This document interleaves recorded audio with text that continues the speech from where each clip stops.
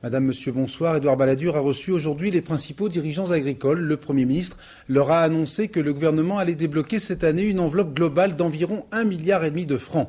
Effort qualifié d'exceptionnel par les pouvoirs publics, mesurette dérisoire selon les syndicats agricoles minoritaires. Entre les deux, la FNSEA parle de première étape significative. Précision avec Éric Perrin. Il y a ceux qui peuvent rentrer, il y a ceux qui restent dehors. Dedans, la FNSEA et le CNJA. Dehors, tous les autres syndicats agricoles. Ils n'étaient pas invités. Qui porte les espoirs des paysans et de l'espace rural?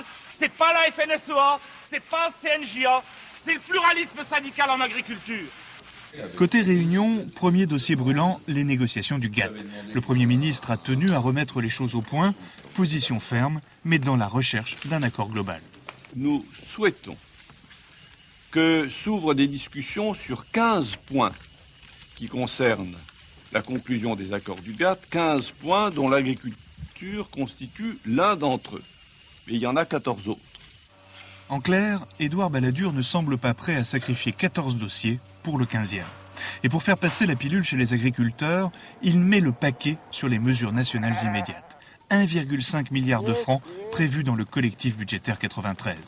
Allègement de la taxe sur le foncier non bâti, augmentation de la dotation à l'installation des jeunes, aide d'urgence pour les secteurs en difficulté, aux vins et fruits et légumes, la FNSEA donne son satisfecit. Une première étape significative a été mise en chantier dans une situation de la France difficile, mais qui correspond à la situation de détresse et d'appel des agriculteurs, mais que si nous n'en restions là, ce ne serait pas suffisant pour redonner un véritable souffle à l'agriculture.